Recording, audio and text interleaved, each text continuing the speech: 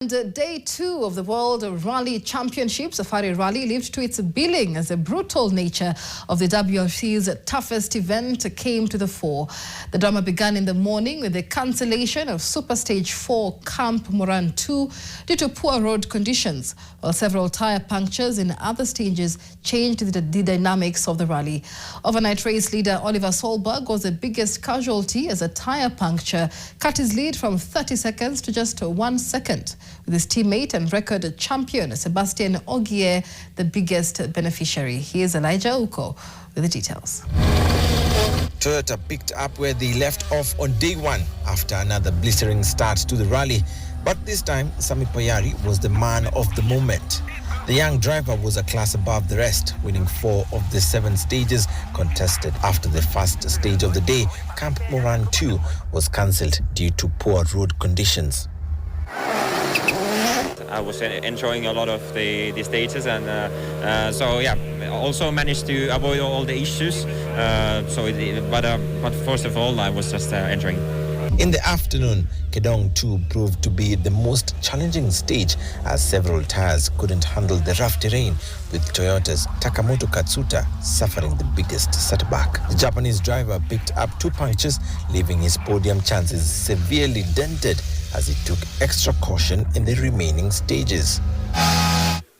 In this rally, still 2 days to go, anything can happen, so I'm still, of course, looking for tomorrow and the after tomorrow and never give up. Reigning leader Oliver Solberg suffered a massive setback in Super Stage 8 at Kengen Geothermal 2 as WRC defending champion Sebastian Ogier gained a massive 29 seconds. Ogier showcased his class on day 2, winning 3 stages and closing the gap to just 1 second behind Solberg. But for sure, Ogier has been on a big push, big risk. Unfortunately, I also had a slow puncture, but I think that can happen to anyone at any point. So yeah, that was a shame. We lost a lot of time on that 30 seconds. So for sure, our lead was cut by half, But otherwise, lead is in the lead, and we are back to 0. So we just have to start flat out tomorrow again. Tomorrow is the big day of the week, with a very demanding, rough section to go through.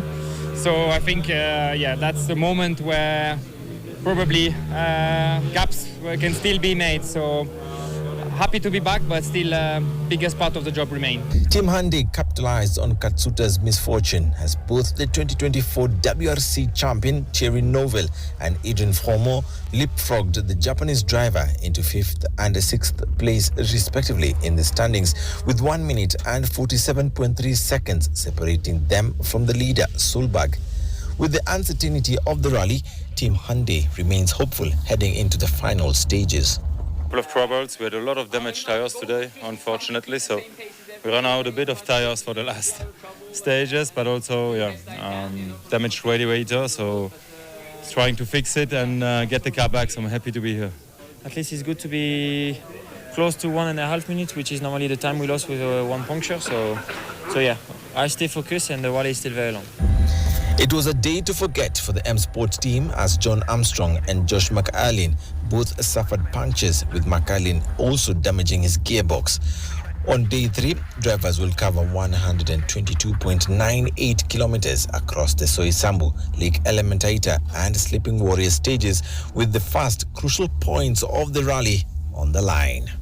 A lot of waters. The first 1.5 kilometer, you will be faster with a boat, basically. The brutal conditions of day 2 served as a reminder as to why the Safari Rally is dubbed as the toughest leg of the WRC calendar.